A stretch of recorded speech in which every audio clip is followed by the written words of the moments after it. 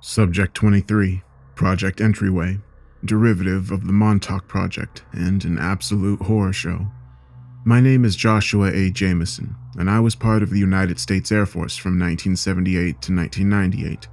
I spent the first third of my service as a pararescueman, and that much I'm proud of. The other two-thirds is eating me away inside. Now, for starters, I'm going to let you know that I'm going to avoid flair and filler. I will, however, provide you with what little evidence I've retained over the years. Skip over it if you want, the truth remains the same.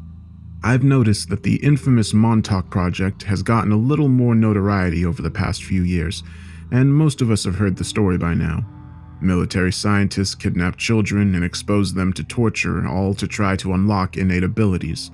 Most notably, the ability to conjure something out of nothing. The sister project of Montauk, Project Entryway, has stayed silent even over the growing years. I won't let that stand any longer. Us at Project Entryway followed a similar direction as Montauk, with the only major difference being that we weren't trying to make something new. We were trying to find something already here. While the geeks over at Montauk tried to conjure up vases and monsters using their minds, we were trying to explore the unexplored. I can't tell you how the scientists got involved, mostly just folks from Brookhaven Laboratory, I'd guess. But I joined when I heard about a long-term joint forces mission needing volunteers to form medical and security details. Well, as a pararescueman, I had both, so I applied to the jobs posting and submitted my resume and hoped for the best. I got the job. Soon enough, I was being flown down to New York with 3 other security guys, being ushered down to Camp Hero. At this time, no one really knew about Montauk. The internet was in its baby phase, and fear from the Cold War left the information, what was available, double encrypted and ciphered. As far as we were aware, Camp Hero was just another radio site. After our landing and a bit of a drive, we hit Montauk Point, New York. We passed through the small, friendly-looking town and through some forest before reaching a small, gated military outpost. The only thing of note was a large radio tower, which we all expected from our research. Our driver pulled up to the security checkpoint, and all of our gear was confiscated. I'd assumed they'd search it and give it back to us, but instead, they just threw it in some vault, and I never saw any of it again. To make up for our stolen gear, they gave us brand new uniforms, along with whatever else we needed. Me and the rest of the security boys weren't used to this kind of treatment. It was just too clinical for the usually sarcastic and snide security police members we were used to. Our whole conversation consisted of this. They'd ask a question, we'd answer. They'd ask if we needed anything, we'd say no, and then silence.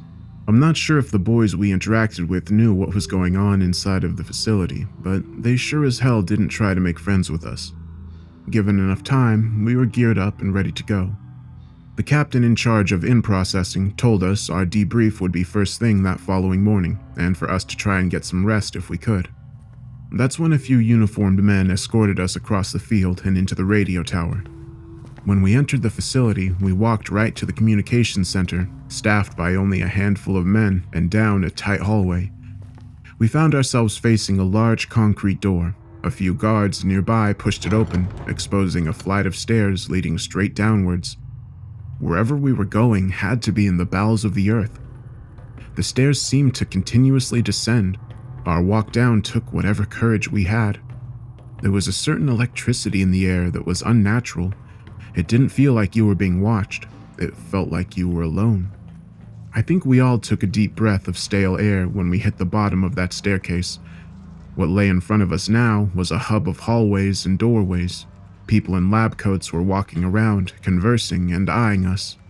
We were guided over to our living quarters, separate from Montauk security members, of course, and we were once again instructed to get some rest. Now, one thing you should know about military members, no matter what branch, we're all just kids. We talk, we gossip, we're inappropriate, and when you leave us to ourselves, we do the opposite of what you want. We were told to sleep. Therefore, we were told to chat each other up like giddy schoolchildren. It was then that I got to know everyone. There was Bobby Wilkerson, former speech champion from Washington State. Then was Gregory Caparelli, all-star college baseball player from Jersey. And of course, Tanaka Yoshida, a child of Japanese soldiers during World War II and the biggest American patriot I knew. Why did I tell you their names? Well, because they deserve to be remembered. They were good people who just wanted to do the best they could out in the world. Each had dreams.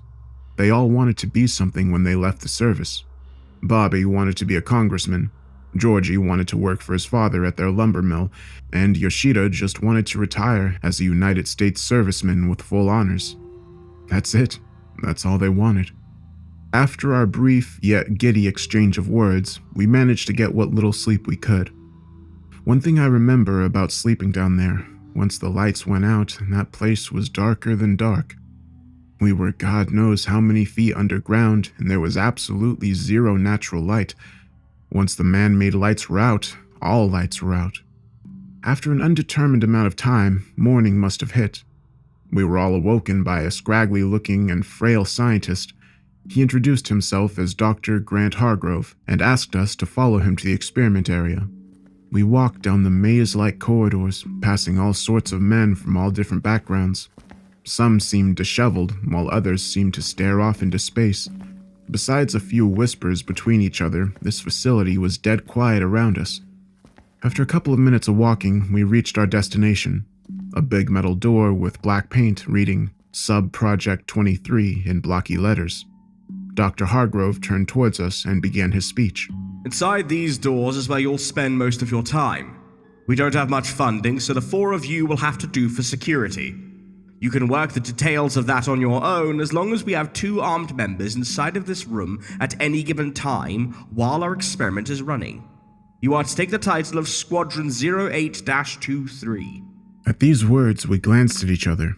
4 members certainly didn't make a squadron. At our glances, we heard Hargrove make a grunt before continuing. Yes, I'm well aware there are only 4 of you. It's just to provide leeway in case members need to be exchanged or replaced in a timely manner. If you have any questions, you may only ask them to me or one of the other scientists involved in Sub-Project 23. You won't speak a word about what we're doing to anyone, including the other workers down there. Understood? His tone was matter-of-fact and rehearsed. Who knows how many times he's told this briefing, and who knows what happened to the others that were working down here before us. I had always hoped we were the first, but something tells me we weren't. He turned his back to us and typed in some numbers into a small keyboard next to the door. We heard several clicks as the locks disengaged. Hargrove opened up the door for us, and we stepped inside. The room was a massive concrete rectangle. The ceilings had to have been as tall as a small auditorium. The only structures inside this facility were right next to us, a set of steps leading up to an observation post. A door, similar to the one we just entered from, stood at the top of the step. The steps themselves seemed to be nothing more than a glorified rolling stepladder. There were indents in the concrete floor, allowing the stairs to be pushed away from the observation door. Strange, I remember thinking to myself. We're dozens of feet underground in a highly fortified facility. What good could these extra safety measures be in place for? Each of these doors are installed with 7 magnetic locks, 4 divided on the top and bottom and 3 on the side. They can withstand about 1,500 pounds of force each and can only be disabled with the code of the day. The codes will change daily, so make sure you check the logs in the observation room up those stairs. He lifted his frail-looking arms toward the observation deck. Sir, what will be our daily duties?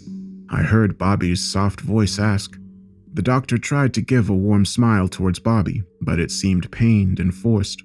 Hopefully, all you'll have to do is sit down in front of some machinery and let us scientists do our work. If something should happen to us, you may have to provide security or search and rescue operations. We all looked at each other, then back to the nearly empty warehouse. The only thing standing out in the barren room was some metallic pillars and beams aligned to the opposite side of the room from the observation deck.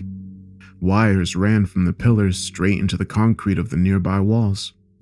Search and rescue? As in here? In this room? Georgie's loud Italian voice echoed in the concrete shell we found ourselves in.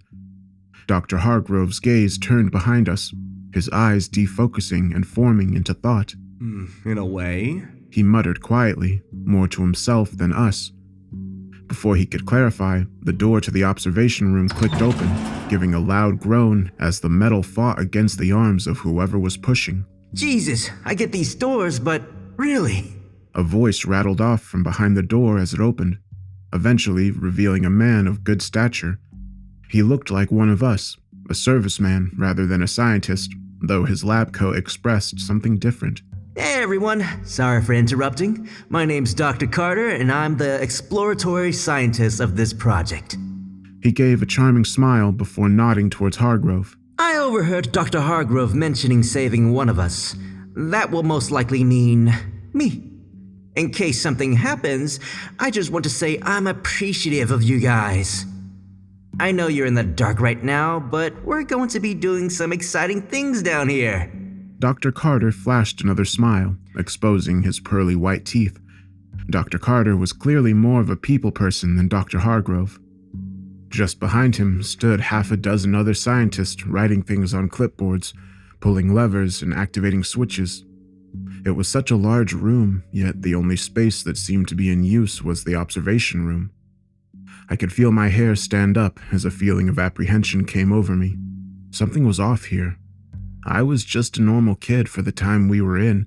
I never much watched science fiction movies or shows. I never believed in the boogeyman, and I believed wireless phones were the work of the devil. What I was seeing made me double think all of that. Well, except maybe for the devil part. So, Dr. Hargrove, if you wouldn't mind stepping up here and taking control, I'm going to introduce these guys to Project Entryway. Dr. Carter eagerly headed down the metal stairs, skipping a few steps here and there. Oh, you guys are going to love this. He waved his arms at us, beckoning for us to follow. Dr. Carter took us nearly all the way to the other side of the facility before stopping and turning around. I saw his eyes meet Hargrove's in the operations center. Carter lifted his hand and gave a thumbs up to Hargrove. You guys might want to close your eyes and open them when I tell you to. Most people faint after seeing this their first time. Brains can't process it much, but exposure helps. I saw Georgie cover his eyes with his hands and turn around, heeding the doctor's advice. Oh, forget this. Georgie muttered under his breath while shaking his head. Bobby, Yoshi, and myself all decided to keep our eyes on the empty concrete wall in front of us. Within just a few moments, we heard the whirling mechanical sounds of machinery coming to life from the metallic pillars jutting out of the floor. Before we knew it, something appeared in front of us, or rather, stopped appearing. The back wall completely disappeared into a thick and syrupy black shadow. It seemed to give out a pulse that made our bodies react in the worst way. It felt like whatever this thing, this shadow was, had the power to radiate the symptoms of vertigo. Each pulse sent a wave through our brains that told us to look away. I saw Yoshi and Bobby both fall to their knees beside me. Bobby had buried his head into his lap and covered his ears, trying to stop the pulsing from getting into his mind. Based on how he was acting, I don't think it helped. This wall is now a door, gentlemen. A gateway to another plane of existence. If you haven't already viewed it, then please look. Georgie uncovered his face and turned around. Immediately, his face turned a pale and sickly color. We've ran test after test to get this right. We brought you in because we're finally ready to send a person through. That'd be me. Dr. Carter stood in front of us with a wide grin on his childish face. His back was towards the pulsating black void behind him. I couldn't help it anymore. I threw up. We all exited our meeting that day without a word between us. We received our mission statements and were told the testing would begin next afternoon after a morning of calibrations. We had off until then. It wasn't until we entered the mess hall that one of us spoke up. What the fuck did we sign up for? Georgie mumbled angrily to his food. I don't know, man, but just stay positive. Maybe it's not as strange as we think it is. Bobby replied, trying to reassure our little group. Not as strange. A fucking wall disappeared. Fucking gone. And what took its place? A goddamned... Yoshi cut him off as his voice was starting to rise in anger. Remember what they said. No talking about it unless we're in that room. Georgie listened to Yoshi and quieted himself down, shaking his head in disbelief. I had nothing to add to the topic. I still felt sick and my head wouldn't stop pounding. I dreaded the morning. Sadly, as much as you dread something, it doesn't stop it from coming. We were woken up a little later than usual as the science crew did their calculating. It didn't help much. I think we were all still shaken up about what we saw the day prior. In light of that, we all agreed that each of us would sit in to see what was going to happen that morning. We grabbed our weapons from the armory and headed to the project room. Once inside, we saw nearly 3 times the previous staff walking back and forth. They must have had the whole project's science division prepared for what was about to happen. We took some seats near the observation room staircase and watched the men work from afar.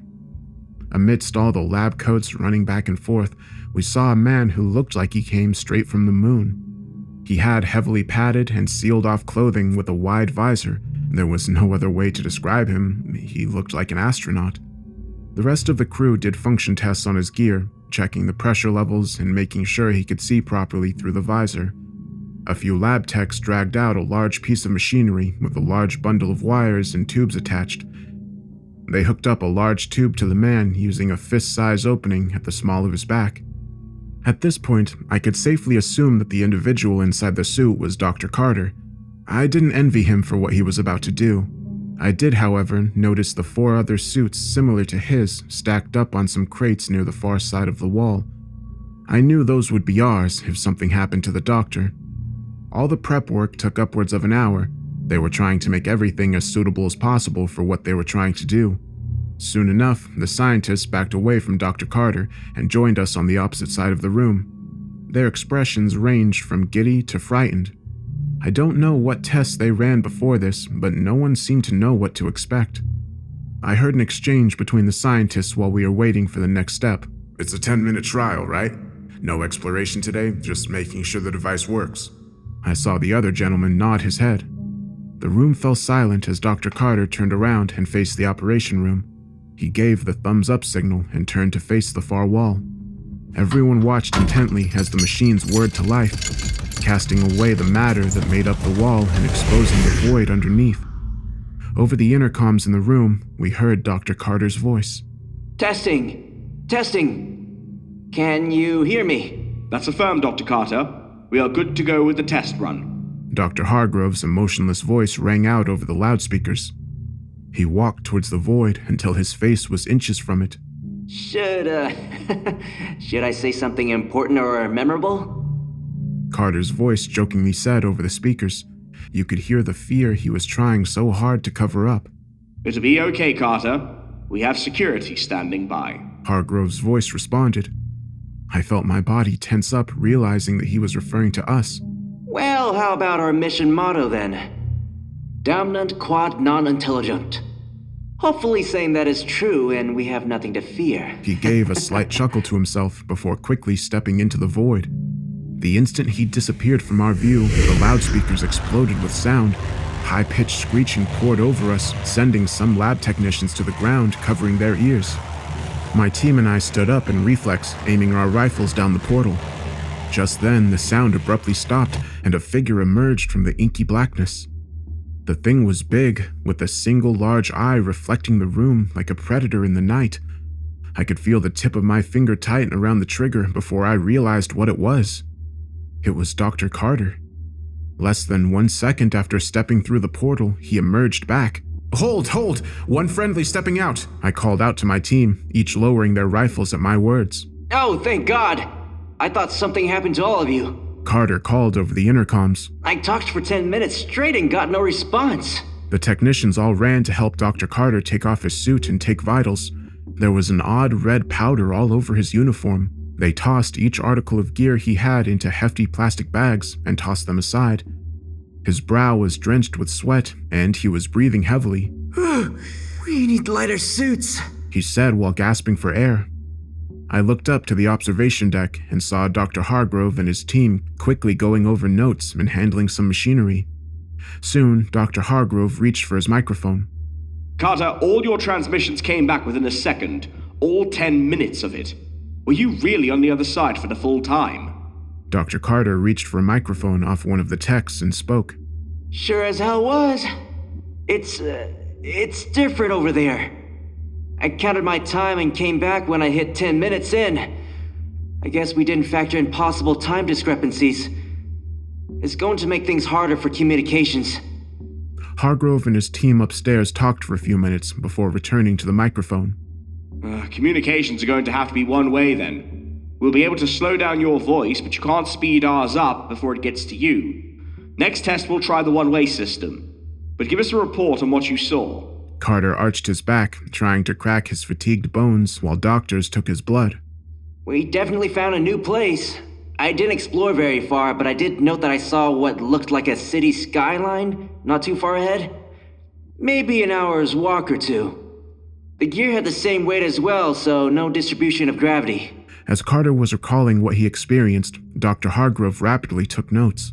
Also, I heard, I don't know how else to phrase it, moans? Off near the cityscape. Hundreds of beings, maybe. I couldn't tell if they were in pain or not, but it definitely was some sort of moaning or screaming. I can't be sure, but I think I might have also seen some things walking around. Explain. Well, they were far at first, human-shaped. Maybe a little taller than a person? They seemed to see me, but I couldn't make out any features on them. They were far away across the sands and all I could see was blackness. They looked like they were made of the same material as the gateway. They were getting closer the longer I was there. Had to have been a few at the start, but by the time I came back through, it was closer to 12. They didn't seem to walk, just kind of, I don't know, got closer? Glided, maybe. Did you feel threatened by them? No, at first it seemed like they were just observing. I'm not sure if they wanted to make contact with me or what, but they didn't feel right.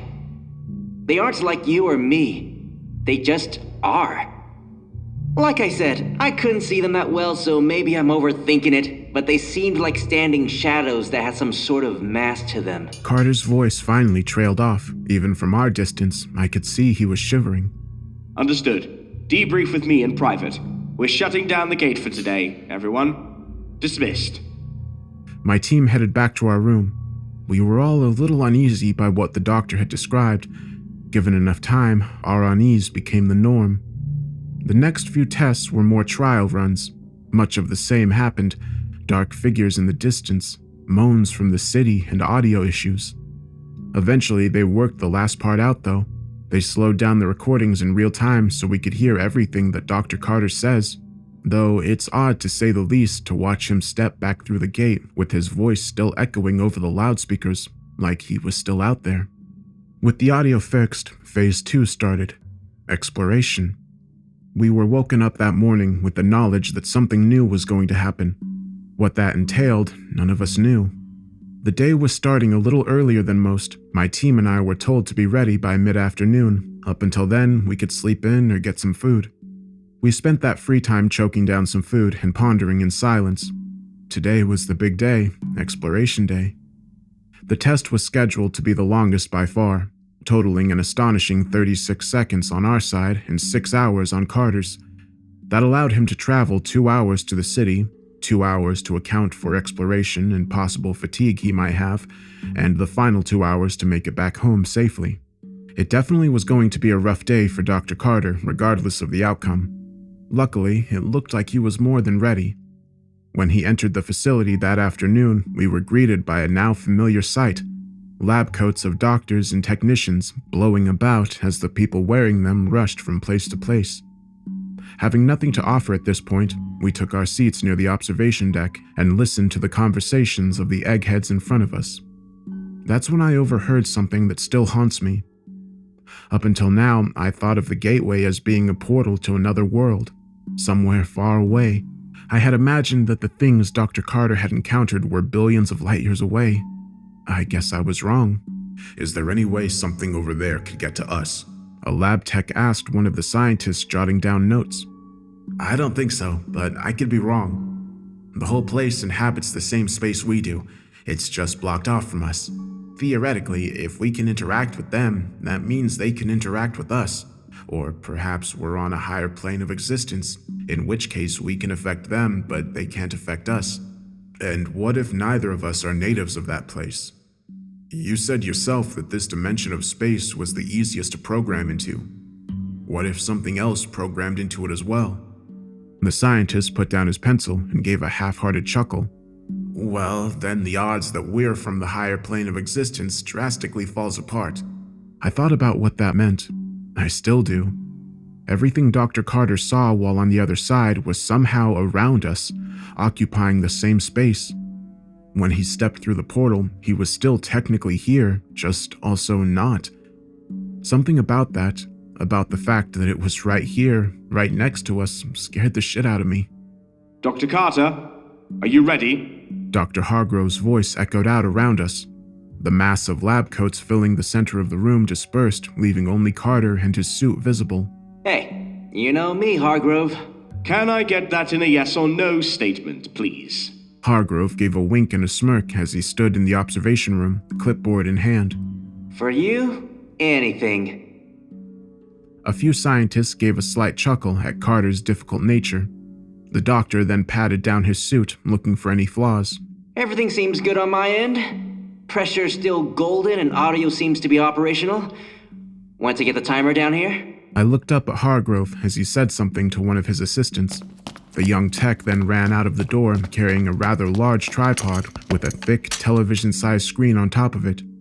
The assistant brought the device midway between the observation deck and the metallic pillars. He grabbed a cord and plugged the machine into one of the nearby walls. As soon as it had power, it showed the numbers 36. 36 seconds. For 36 seconds, Carter would be gone. For those seconds, he'd make a 6-hour journey into a city we couldn't see and make it all the way back home safely. Well, are we good to go? Carter asked while looking up at the observation deck. Hargrove nodded in response and began to flip some nearby switches. The familiar buzz coming out of the pillars resonated inside the concrete box. We watched as the wall fell away into the familiar void once more.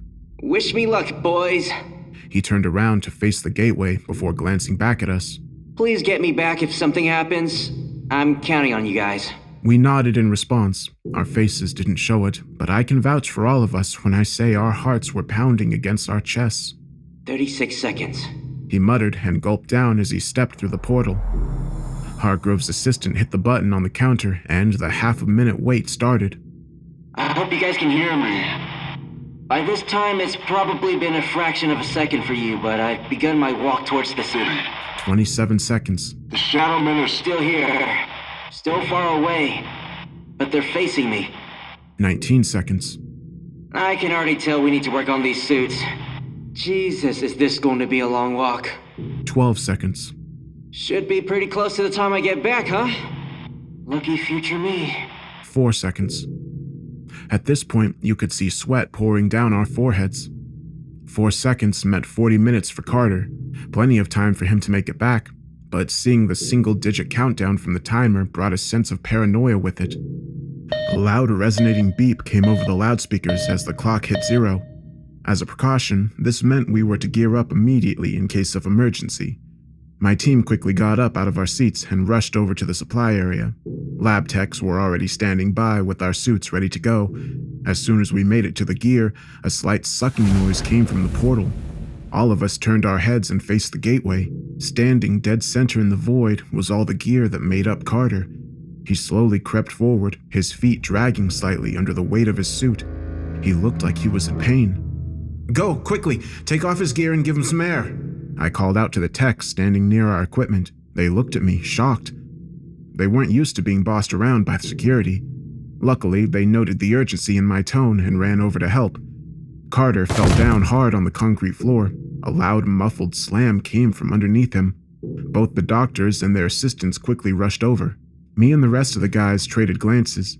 I had some medical experience, but nothing like the doctors around us. I heard them undoing the straps around his face mask before ripping it off. From my position, all I could see was several men falling over backwards with horrified looks on their faces. I quickly ran over to see what was happening, only to discover an empty faceplate. As they took off more and more of Carter's gear, they discovered less and less. Carter wasn't inside. Nothing was. Gear up! I called out to my crew. Dr. Carter was missing, and it was our job to find him. Our supply guys rushed back and began to help us put on our gear. It took around 10 minutes to get completely outfitted. That meant Dr. Carter was already missing on his end for close to 4 days. His voice, however, was still ringing out over the intercom, talking about nothing more than his walk towards the city. I felt like a ghost was talking to us. Hargrove's voice came over the loudspeaker with a venomous tone. Your primary objective at this point is to find Dr. Carter's visual recordings. Secondary priority is to find his person. Do you understand? As soon as you find his recordings, you bring it back. Visual recordings, I remember mumbling to myself. Then it hit me. After every debrief, Carter would have a private meeting with Hargrove.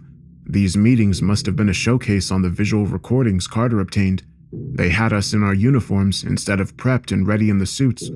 The longer it took us to gear up left a larger chance that whatever got Carter had moved on, leaving the evidence behind. Dr. Carter had to have known our main priority wouldn't be to save him. That's why he asked us personally to search for him and bring him back. Hargrove only cared about his pet project, not about anyone involved. It was at this point I could feel my hands clench up into fists, watching each of their reflective helmets do the same. It was time to begin our true mission. We each approached the gateway. It looked different up close, and it was hard to focus your eyes on it. Every millimeter of the dark matter seemed to explode outward, then contract back in. The void was in a constant and eternal motion. When we approached the gate, the tar it was made of seemed to reach out just a little bit further, as if it was trying to reach out and pull us inside of it. I bit back my urge to try and run from this godforsaken mission, and so did my team. Without another word, we stepped inside. Dr. Carter never revealed the feeling you get when you step inside the gateway. My body felt like it was transforming, like a horrible growth pain. I felt my skin being pulled and tugged while simultaneously being pushed away from my body. The feeling only lasted for a few seconds before we all appeared on the other side of the gateway. In front of us stood the reddened flatland that we had imagined during the last few weeks. It was exactly like we pictured, flat land covered in red sand that the wind would kick up every few seconds. I glanced around and saw the massive portal behind us. It looked the same on this end that it did on the other, a pulsating, incomprehensible mess. Hey, you hear that? Georgie called out to us. I listened closely and heard what he was talking about. Moans and bellows coming from a very long ways away. That must have been the sound Dr. Carter was talking about. It doesn't sound right. Bobby chimed in. He was right. It didn't sound like someone with a broken bone or fracture, nor did it sound like a melancholy drawl. It sounded very much alive and visceral. Well, I guess we should head towards it, huh? I think I can see the skyline coming from that direction. I peered through the sand gusts and looked closely. Very vaguely, I could see what looked like massive towers jutting out of the ground, spiraling up towards the reddening sky. They looked unfinished. The shadows of scaffolding could barely be seen looming over the tops of their unfinished roofs. I looked around once more and saw nothing else. I didn't like that one bit. Every single time Carter went through, he described the shadow men watching him, yet we were all out here alone. Let's move. Yoshi instructed, and I nodded in agreement. The sooner we head towards the city, the sooner we can get back home. So our walk began. I'd like to say we saw things out there, other buildings, people, creatures, but the fact is, we saw nothing other than that ever-growing city in front of us. The towers we once squinted to see grew clear, as did the buildings below them. We were about 10 minutes outside the city before our feet hit pavement. There was a long road hiding underneath the red dust of the land that reached straight into the city. When a strong gust of wind took hold, the dust would shift, exposing vehicle light reflectors and white lines. I felt a chill ran up my spine as I thought back to what the scientists said. We were still on Earth. We just weren't in our usual spot. I pushed those feelings aside and pressed forward. As we neared the first building on our walk, I noticed the material it was made of. Glass, stone, brick, everything we'd used back home, yet I saw nothing on our whole walk that could constitute where they got these materials from. I reached out to feel the building under my gloved hand, and a voice startled me back to reality. Holy shit! Georgie called out. Our heads followed his gaze. Ahead of us, a few dozen meters down the road, was one of the shadow men Carter had mentioned. Whatever this thing was, it didn't seem to belong here. The being's body had begun to pulsate and shake furiously. It seemed like it was made from a less stable version of our gateway. Eventually, it stretched itself out thin, quickly becoming more translucent before vanishing before our eyes. What was that? I don't like this. Bobby whispered softly, his voice creaking under his anxiety. Where do we even begin to look? Yoshi asked directly to me, obviously trying to maintain mission focus. Well, if I was stuck outside that portal all day and could only see the skyline of this place, I'd try to go to the biggest tower I saw. The others glanced forward. A few miles ahead was the largest skyscraper in the city. Let's head out then. Bobby said as he gripped the rifle in his hands tighter. We walked down the barren streets, surrounded by nothing but screaming. It was clear they were coming from inside each building, but curiosity or not, I would never be willing to lead my men into unnecessary danger just to explore. One cut is all it takes. A voice whispered. Did you guys say something? I asked out. I knew I had heard something under all the howling voices around us. My team all shook their heads and pressed on. Can you see us? Hey, stop walking. I know I heard something. I barked out as I began to look around. Are you dreaming yet? That time I heard it straight in my ear. Not on the outside of my suit, but in there, with me. I could almost feel their breath wrapping around my face. I pulled my rifle up and aimed it towards the voice. I saw my team raise their weapons up with me. I don't know if they heard what I did, but they stood by me. Jameson, by your feet! Bobby said as he quickly dropped to a knee and began surveying the area. I looked down and froze. On the red sands below me lay footprints, long, talon-like claws. They had been following us since we entered the city, and none of us had noticed. What made things worse is they were facing towards me, circling my body every step of the way. I felt my body begin to grow weak. I heard a shot ring out from Georgie. I looked over and saw the barrel of his rifle aiming towards the glass window nearby. There's something in there. I saw it. I don't know what it is, but it's in there. The fear in his voice spiked. I could see by the way his feet kept shifting he was fighting back the urge to run. My mind started buzzing at this point. I started losing touch with reality. My mind fluttered in and out. I saw things I shouldn't have seen. Children playing in the middle of the street, their faces peeling away by an unseen force. People jumping off buildings only to crawl back inside of them with their broken bones and large piles of squirming bodies viciously ripping into each other's flesh. What set me off most, though, were their faces. They had a look of ecstasy to them. The more pain they received, the more pleasure they displayed. My eyes gave in, and I let the blackness take over. I woke under bright artificial lights. There was a bubble of plastic around me, and my body felt broken. I glanced around and saw people dressed in hazmat suits. They were eyeing me with their clipboards. Joshua A. Jameson regained consciousness in 1704 on the 27th of August, 1984. Muscle spasms have lessened with the introduction of morphine. His eyes show movement and dilation to light. Brain function seems to have returned. I wanted to speak out, but found a lump in my throat I couldn't swallow. I let my eyes travel to the blockage and saw a large tube going through my esophagus. Even with the medications they were giving me, I couldn't let my mind escape from this place. I felt the adrenaline rush through my veins, keeping me awake. Even so, my body remained still. At this point, I began to wonder if I was paralyzed. Joshua? I heard a familiar voice call out. This is Dr. Hargrove. You and your team were gone for 1 minute and 58 seconds on our end. We managed to reel you in using your life support tubing. Do you remember anything? Hargrove put on his best sympathetic voice while hiding behind his hazmat mask. I began to feel my vision start to vibrate once more. I could see Hargrove look down at me with disgust before signaling to a nurse to give me more medication. Before I knew it, I was out once more. The next time I woke up, my body responded to my commands. I still felt pain, but it was manageable. This time, I was strapped down to a chair in Dr. Hargrove's office. Glad to see you awake again, Jameson. Sorry about our previous meeting. I was just a little overzealous for answers. We're confident your condition has improved since then. So tell me, do you remember what happened? I struggled to talk, but I felt a stabbing pain in my neck. The hole they cut into my throat was still healing. No, please don't explain. I'd just like simple replies, as in yes or no.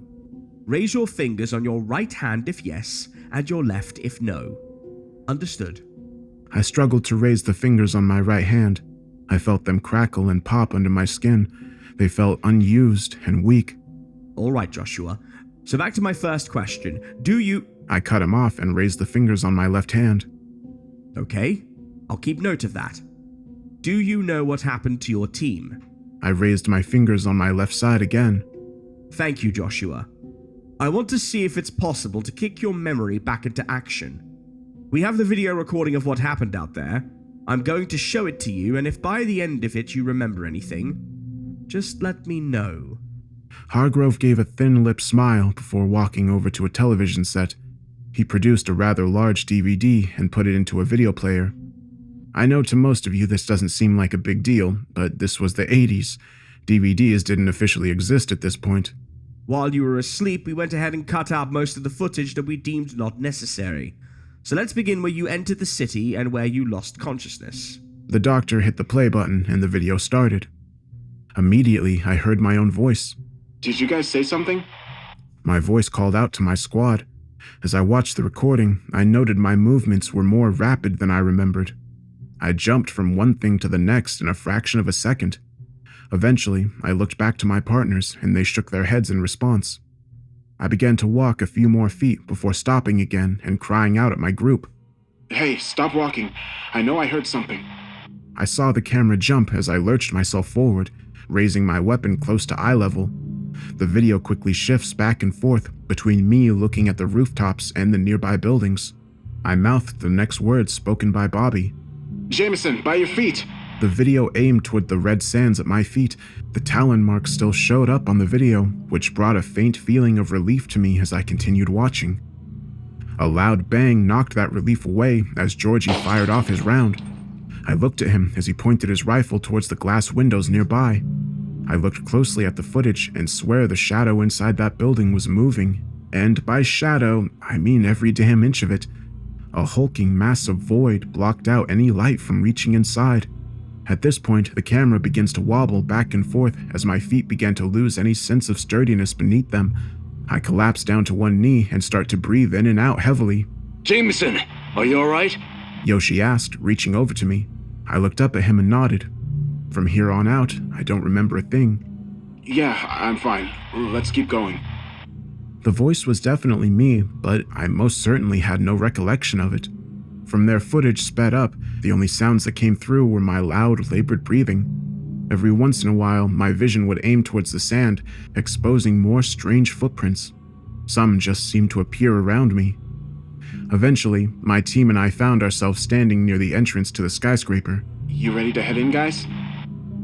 Bobby asked as he tilted his head upward at the top of the high-rise. Let's just get in and get out. If he's not in there, I say we call it quits for the day. Georgie replied. In the footage, I began laughing before shaking my head. I felt a growing tension rising in my body. I might not remember much, but I knew something was about to happen. What about these? I said as I pointed down to our life support cables. Dr. Hargrove said we have about an hour without them, in which we can move around and explore. I looked at Yoshi and saw the reflection of my face in his visor. I was grinning. All right, we'll take him off and head up. Georgie said as he loosened his tube. The others followed suit. The camera panned down and showed me undoing the cables on my back. There was something wrong. Right near the small of my back was a tear in the fabric. I had been completely compromised. After we undid our tethers, we entered the building. It seemed simple enough. It was just a dark lobby with a place for a secretary and a large lounge room. We moved past the desk before reaching stairs leading upwards. There's no way we can walk to the top with all of our gear on. Not under an hour, at least. I said to the group. Maybe there's another way. We walked back near the entrance before spotting two small elevators. There's no way in hell those are gonna work.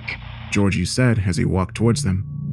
I heard a snicker come from my mouth before my hand reached out to the call elevator button. With a ding, the doors opened, revealing two small elevator cabins. I don't believe this. Bobby mumbled under his breath. I motioned for the group to get together. We'll start at the top and make our way down. If the doctor isn't there, we might be able to see him through the top windows. It also looks like we're going to have to split off for a bit. Bobby and Georgie, you take the elevator to the right. Me and Yoshi on the left. We'll meet on the top floor. The crew nodded, their faces showing nothing but trust in my leadership. "Please, stop this, Hargrove," I squeaked out, pain filling my throat. "No more, please." Hargrove looked over at me with false pity on his face. Are you remembering, Joshua? I wanted to say no, but things were starting to come back. Meanwhile, the footage kept rolling. Bobby and Georgie squeezed into the elevator next to ours, while Yoshi squeezed in with me. I heard the elevator next to us click shut, but my gaze turned over to Yoshi. Are we going, Jameson? He asked me. There was confusion in his eyes. Once again, I saw my face in his visor. I had an animalistic grin taking over my features. I reached for my rifle as Yoshi pressed himself against the elevator walls. With one swing, I struck him in the face with the butt of my rifle, breaking the pressurized glass shielding and impaling shards through his skull. He crumpled down at my feet, clearly unconscious but not dead. I stared down at his collapsed form and swung my rifle around. I prayed that I'd just shoot him and that would be it, but I knew better. I took my rifle and began jamming the barrel repeatedly through Yoshi's face, each thrust causing me to grunt and yell as if this was somehow Yoshi's fault. Once I was confident in my handiwork, I lifted the barrel of my gun to my face and gave a labored and hefty laugh as his flesh dripped down the metal of the rifle. Soon after, I dragged his body out into the lobby, pulling a chunk of reinforced glass out of the hamburger meat that made up his head. I then walked out to the life support tethers and began to cut each one apart. How I managed that feat leaves my mind boggled. They had hundreds of pounds worth of strength applied to them. Even a gorilla wouldn't be able to cut them into shreds like I had been able to. After a few brief minutes, that deed was done, and I stood up, gasping for breath and laughing. The only cable left untouched was mine. I turned back towards the lobby and entered the bloody elevator. I pressed the button to the second to the last floor. As soon as I arrived, I launched my rifle through the elevator controls and began walking towards the staircase. As I got closer, through the static, I could hear Georgie calling out for Yoshi and me. Hey, you guys alright? We saw the elevator stop a floor too early. Yeah, I don't like this. I said back to him. We could use an extra weapon down here. Have Bobby provide cover at the top of the stairs and come down here and meet with us. Roger that. Georgie said. I felt my stomach lurch. I begged Hargrove to stop the video, but he refused. I heard Georgie's footsteps quickly descend the staircase. I positioned myself behind the entryway so as to not be seen. Georgie walked right by me and never had a chance to defend himself. The shard of glass I used to cut the tethers found itself in the back of Georgie's spine. He collapsed hard against the floor and struggled to breathe. I took the glass from his back before gripping his rifle. I positioned the top of the barrel against the small wound affixed to his spine and pressed down. I could hear the sound of Georgie's spine being crushed under the metal. His body began to spasm the more force I applied. Eventually, the rifle hit a spot with no resistance and pressed down straight through his sternum and into the floor. He stopped moving. One more. One more. One more. One more. I kept moaning to myself in the recording. I felt disgusted. It sounded as though pure ecstasy was washing over me. I walked towards the staircase and began sprinting up them. Bobby turned to face me and saw the blood on my suit. He immediately raised his weapon and took a shot. I landed flat on my back and began laughing with lustful energy. I lifted my head up and began to fondle the bullet hole in my chest. Come on, Bobby. At least make sure you kill me. I slid up to my knees and heard the popping noises of rounds going off, my white suit now drenched in my own blood when round after round pierced through my body. I craned my neck and looked at my friend. He had emptied his clip and was now trying to reload. Do you see them, Bobby? They're all around us. Cutting, stabbing, hurting, and loving. Pure emotions. Pure, raw emotions. I began to get to my feet, blood pouring out of my wounds. I'll make you see them, Bobby. I'll make you see paradise. I reached over to the desk and flung it with inhuman strength towards him, knocking Bobby to the floor. Breathe, Bobby. Breathe. I slurred out as I slumped towards him. While he writhed on the ground, I lifted up my boot and smashed his visor along with his nose. 10 minutes, Bobby. That's all I ask. 10 minutes. Breathe in and out. Bobby lay nearly comatose near my feet, but I could see his suit rise and fall with his breath. Once more, the film speeds up. It shows me staring at Bobby and swaying back and forth. After about 10 minutes, Bobby's eyes open with a certain feral fear to them. Shh, just look, Bobby.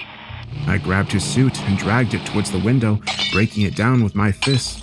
Glass fell against my suit, ripping it open along with me. Do you see them? A city full of people getting the most pleasure any of us could ever imagine. Forget God, forget the devil. This is true paradise. My hands reached out and lifted Bobby towards the window. His eyes widened as he saw things we couldn't see on camera. Come on, Bobby, it's time. I struggled out a laugh as my arm shoved Bobby out of the window and let go. A few seconds passed before a loud thud echoed over the empty city. My turn now. Then your turn, Hargrove. I choked out another laugh before launching off the skyrise and hitting the ground. That's where the footage stops. I stared at the black screen for a while, with tears running down my face. I killed Bobby, Georgie, and Yoshi. I killed them for no reason, and I couldn't even remember doing it to them. They deserve to be remembered. Hargrove asked me a series of questions, all fairly standard, and most I didn't have a reply to. I knew exactly what happened, but I couldn't conjure up how or why. The biggest question Hargrove had was how I did not only survive that fall, but also tethered myself back up to the life support line. I wish I had an answer for him, but I don't. He asked if it could have been Dr. Carter. Once again, I could only reply with, I don't know. At this point, most stories would end with the big bad government killing me to keep things quiet, but they didn't. They gave me a cushy job dealing with paperwork. They listed my injuries as standard wartime trauma. I was paralyzed from the waist down from the fall. Every time I look down at my wheelchair, I remember them. The only reason they keep me alive is so I can be observed daily for any side effects of my trip. I heard Camp Hero was eventually shut down. Some people say some kid conjured up a monster back in time or something. I don't know. It wasn't my job to know. I do believe, however, our experiment put the nail in the coffin for that place, though I have no idea what happened after I left. I'd imagine Dr. Hargrove gave his speech at the doorway labeled Subproject 23 to a group of new guards that never heard about my team and I. And once Hargrove opens the door for them, they're greeted by a new Dr. Carter, who's bright-eyed and ready to explore.